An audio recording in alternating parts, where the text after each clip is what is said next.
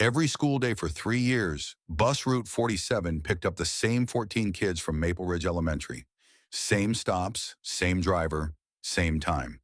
3:15 p.m. sharp. But on November 9th, 2006, the bus never reached the first drop-off. No accident, no emergency call, no trace. 18 years later, when new driver Marcus Webb was cleaning out the old storage compartment, he found something that changed everything. A hidden panel, and inside it, 14 backpacks that should have made it home that day. Before we dive into this mystery, make sure to subscribe because we uncover the stories they hoped would stay buried forever. The autumn air was crisp in Westfield County, Ohio. Yellow leaves scattered across the parking lot of Maple Ridge Elementary as the final bell rang at 3:10 p.m. Children poured through the doors, backpacks bouncing, voices echoing across the playground. It was Thursday afternoon, November 9th, 2006. Bus Route 47 sat idling near the curb, the same yellow international school bus that had served this route for 5 years. Behind the wheel was Frank Morrison, a 53-year-old driver who knew every pothole, every stop sign, every worried parent along his route by heart. Frank had been driving school buses for 12 years. Quiet, reliable, the kind of man who remembered birthdays and asked about spelling tests. The kids called him Mr. Frank. Parents trusted him. The district had never received a single complaint. That afternoon, 14 children climbed aboard Bus 47. The youngest was 7-year-old Tyler Hayes, gap-toothed and carrying a Pokemon lunchbox. The oldest was 11-year-old Sarah Chen, clutching a science project on the solar system. They filled the first 7 rows, chattering about weekend plans and arguing over who got to sit by the window. At exactly 3:15 p.m., Frank closed the doors, checked his mirrors, and pulled away from the school. The bus turned left onto Maple Drive, right onto Henderson Street, then merged onto Route 35 toward the residential neighborhoods where his passengers lived. It should have been a 22-minute drive. The first stop was always Tyler Hayes' house on Birch Lane. His mother, Linda Hayes, was already waiting by the mailbox with a juice box and a smile. But bus Route 47 never turned on to Birch Lane. At 3:45 p.m., Linda Hayes called the school. "The bus is late," she said. "Tyler always gets dropped off at 3:37. It's been 8 minutes." The secretary, Mrs. Patterson, checked the route sheet. "Let me call dispatch," she said. Dispatch tried Frank Morrison's radio. Static. They tried his emergency cell phone, voicemail. By 4 p.m., panic had spread through the neighborhood. 14 parents stood in their driveways, scanning empty streets. The school's crisis protocol activated. Police were notified. The search began. Officer Kate Sullivan was the first responder. She'd been with Westfield County Sheriff's Department for 8 years, but she'd never handled a missing school bus. She drove Frank Morrison's usual route, checking every side street, every parking lot, every place a large yellow vehicle might pull over. Nothing. Detective Ray Martinez joined the search at 5:30 p.m. By then, the FBI had been notified. Amber alerts were broadcasting across 3 states. News vans were setting up outside Maple Ridge Elementary. "How does a school bus just disappear?" Martinez asked Officer Sullivan as they stood in the school parking lot. "Buses have GPS tracking," Sullivan replied, checking her notes. "But this one's transponder went offline at 3:47 p.m. "Where?" "Mile marker 23 on Route 35. Middle of nowhere. No intersections, no buildings, just highway and farmland." They drove to mile marker 23. The road stretched straight in both directions. No skid marks, no broken glass, no indication that anything unusual had happened. But somewhere along this stretch of asphalt, bus Route 47 had simply vanished. The search expanded overnight. Helicopters swept the area. K-9 units combed the woods. Volunteers checked barns, abandoned buildings, anywhere a bus might be hidden. Local TV stations ran hourly updates. Parents gave tearful interviews. "Frank Morrison was like family," said Linda Hayes, Tyler's mother. "He'd been driving Tyler to school since kindergarten. If something happened, he would have called for help." But Frank Morrison's background check came back clean. No criminal record, no financial problems, no suspicious behavior. His wife said he'd seemed normal that morning. His supervisor said his pre-trip inspection was routine. The FBI took over on day 3. Special Agent Diana Foster had worked missing children cases for 15 years. She'd seen parental abductions, stranger kidnappings, trafficking rings, but she'd never seen anything like this. 14 children and an adult don't just evaporate, Agent Foster told the assembled task force. Someone knows where they are. The investigation revealed troubling gaps. Route 35's traffic cameras had been down for maintenance that afternoon. The nearest gas station's security footage was corrupted. Even the school's own cameras had a blind spot where Bus 47 was last seen. Too many coincidences, Agent Foster noted in her case file. This feels coordinated. Weeks passed. The media attention faded. Tips dwindled from hundreds per day to dozens per week. Parents organized vigils, search parties, reward funds. But as autumn turned to winter, hope began to freeze along with the Ohio countryside. The case officially went cold in April 2007. The FBI maintained an open file, but active investigation ceased. Maple Ridge Elementary held a memorial service. Empty desks were left undisturbed. Photos of the missing children lined the hallway like a gallery of ghosts. Frank Morrison was declared dead in absentia. His wife sold their house and moved to Florida. The school district retired Bus Route 47 and reassigned the number. Parents moved away or learned to live with the hole where their children used to be. But some people never stopped looking. 18 years later, Marcus Webb backed Bus Route 31 into the Westfield County Transportation Depot. It was a Friday afternoon in March 2024, and he was finishing his weekly deep clean. Marcus had been driving for the district for 6 months, hired to replace a driver who'd retired after 30 years. At 61, Marcus was older than most new hires. He'd driven trucks for UPS before his back gave out, then worked maintenance at an auto shop until it closed down. School bus driving was supposed to be his retirement job. Easy hours, good benefits, summers off. But Marcus took pride in his work. While other drivers rushed through post-route inspections, he checked every seat, every safety feature, every storage compartment. That's how he found the loose panel. It was behind the emergency exit in a storage area used for first aid supplies and emergency equipment. Marcus was restocking flares when he noticed the metal panel didn't sit flush with the wall. He pushed on it. It moved. "That's not right," he muttered, pulling out his flashlight. The panel was held in place by magnetic strips, not screws. When Marcus pulled it away, he found a compartment about 3 feet wide and 2 feet deep. It wasn't on any schematic he'd seen. It was like someone had built a hidden space into the bus. Inside were 14 backpacks. Marcus stared for a long moment. The bags were old but well preserved, as if they'd been stored in a climate-controlled environment. They were arranged neatly, zipped shut, each one bearing a name tag from Maple Ridge Elementary. His hands shook as he read the names. Tyler Hayes, Sarah Chen, Emma Rodriguez, Michael Johnson. Names that meant nothing to him, but clearly meant everything to someone. Marcus pulled out his phone and called his supervisor. "Tom, you need to get down here.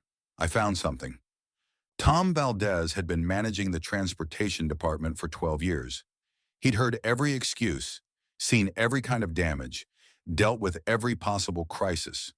But when Marcus showed him the hidden compartment, Tom went pale. "Jesus Christ," Tom whispered. "Those are the kids from Route 47. Tom remembered the case. He'd been a driver back then, not management. He remembered the search, the fear, the way the whole community had held its breath waiting for news that never came. "We need to call the police," Tom said. Detective Ray Martinez was now 56 and serving as Westfield County's lead investigator. When Officer Sullivan called him about the discovery, he felt his chest tighten. He'd never forgotten Route 47. It was the case that taught him that some mysteries don't get solved, some families don't get closure, some questions don't have answers. But now there were answers. Maybe. Martinez arrived at the transportation depot within an hour. With him came Agent Foster, now retired but consulting on cold cases, and the county coroner. They approached the bus like archaeologists entering a tomb. The backpacks were photographed in place, then carefully removed and cataloged. Each bag contained exactly what you'd expect from an elementary school student in 2006. Homework assignments, pencil cases, Pokemon cards, juice boxes that had long since expired. But it was the little details that broke hearts. Emma Rodriguez's Spanish vocabulary flashcards. Michael Johnson's permission slip for a field trip that never happened. Sarah Chen's science project notes about Jupiter's moons. They were going to their lives, Agent Foster said quietly. These kids were thinking about homework and weekend plans. They had no idea. The discovery made national news within hours. Parents who had spent 18 years grieving flew back to Westfield County. Linda Hayes, now 62 and living in Arizona, took the first flight she could book. I dreamed about Tyler's backpack, she told reporters at the airport. For years, I dreamed about opening it and finding him inside, like he'd just been sleeping. But the backpacks raised more questions than they answered. How had they gotten into that hidden compartment? Who had installed it? Why preserve the children's belongings, but not the children themselves? The bus underwent forensic examination. The hidden compartment had been professionally installed, requiring welding equipment and knowledge of the bus's structure. Fingerprints were found, but they were too degraded to identify.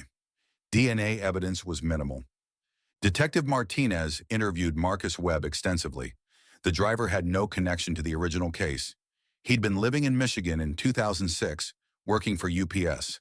His background was clean, his story consistent. Marcus is a witness, not a suspect, Martinez told the press. Without him, these families never would have gotten this piece of their children back. The investigation focused on who had access to bus route 47 after its disappearance. Transportation records showed the bus had been kept in the district's storage facility for 3 years, then sold at auction in 2009. It had passed through several owners before being repurchased by the school district in 2023. Someone had the bus for 14 years, Agent Foster explained. Someone who knew those children, who wanted to preserve their belongings, who built a shrine inside the vehicle that took them. The breakthrough came from an unexpected source. Janet Torres, a maintenance worker at the district's old facility, came forward after seeing news coverage. She remembered something odd from 2007. There was this guy, she told Detective Martinez. He'd come by at night, said he was doing unauthorized repairs on the bus. Security let him in because he had official paperwork, but I always thought it was weird. Security records from 2007 were mostly destroyed, but Janet remembered a name, Carl Brennan. He'd claimed to work for the state's Transportation Safety Division, but when Martinez checked, no one by that name had ever worked for the state. Carl Brennan was a ghost. No tax records, no employment history, no address. But DMV records showed a Carl Brennan had registered a modified school bus in 2007. The same year, bus route 47 officially disappeared. The trail led to a rural property outside Columbus, Ohio. When police arrived, they found an abandoned farm with several outbuildings. In one of them was a yellow school bus, stripped of its identifying numbers, but clearly the same make and model as the original Route 47. Inside the bus, forensic teams found something chilling. The seats had been modified into small living spaces, each one personalized for a specific child. Tyler Hayes' seat had Pokemon stickers. Sarah Chen's had star charts. Emma Rodriguez's had Spanish vocabulary words taped to the walls. He created individual spaces for each child, Agent Foster explained to the media. This wasn't random. This was planned, organized, personal. But the bus was empty. No children, no bodies, no Carl Brennan. Just evidence of an elaborate captivity that had lasted for an unknown amount of time. The property's ownership traced back to a shell company established in 2006. The real owner was never identified. Phone records, utility bills, even property taxes had been paid through anonymous accounts. Detective Martinez stood in the empty bus, looking at 18 years of evidence. 14 small spaces where children had lived, played, learned, perhaps hoped. The walls were covered in artwork, handwriting practice, countdown calendars marking days until going home. Some calendars had marks through hundreds of days. The discovery reopened wounds that had never fully healed. Parents who had built new lives around grief found themselves thrust back into active investigation. Support groups formed. Counseling services were offered. The community that had never forgotten began to remember all over again. But questions remained. What had happened to the 14 children? Were they still alive somewhere? Now adults with their own lives? Had they died in captivity? Had they been moved to another location? DNA analysis of the bus yielded traces from all 14 children, confirming they had spent significant time in the vehicle. But there was no evidence of violence, no indication of immediate harm. The children lived in this bus, Martinez told families during a difficult briefing, for months, possibly years. But at some point, they were moved or he didn't finish the sentence. Carl Brennan remained a phantom. Age progression sketches were created based on Janet Torres's description, but no matches were found. The FBI believed he was either dead or living under another identity. The case generated renewed national attention. Tips poured in from across the country, sightings, theories, confessions from people who couldn't possibly have been involved. But nothing solid, nothing that led anywhere. Parents began receiving strange phone calls, voices claiming to be their missing children, now adults. Most were cruel hoaxes, but some were harder to dismiss. Linda Hayes answered her phone one Tuesday evening to hear a man's voice say, "Mom, it's Tyler. I'm okay. Don't look for me." The call lasted 12 seconds. It couldn't be traced.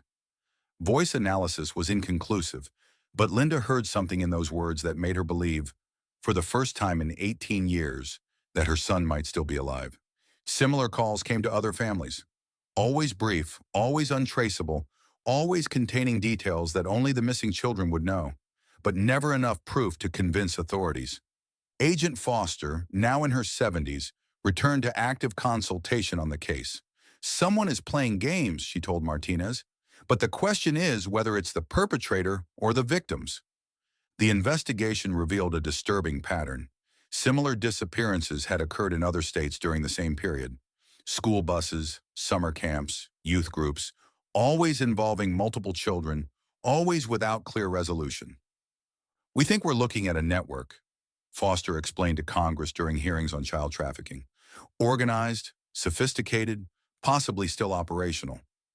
But proving connections between cases separated by hundreds of miles and multiple jurisdictions was nearly impossible. Evidence had been lost, witnesses had died, records had been destroyed. The families of Route 47 found themselves at the center of a mystery that seemed to expand with every discovery. They organized their own investigations, hired private detectives, created websites to share information with other affected families. Marcus Webb, the bus driver who'd made the initial discovery, became an unlikely advocate. He testified before state legislators about transportation security, spoke at conferences about missing children, and personally visited every family to offer support. "I was just cleaning a bus," he told reporters, "but I found 14 children's dreams, 14 families' worst nightmares, and maybe 14 reasons to never give up hope." The hidden compartment had been Marcus's accidental discovery, but it led to intentional action. New regulations required buses to undergo comprehensive inspections. Background checks were expanded.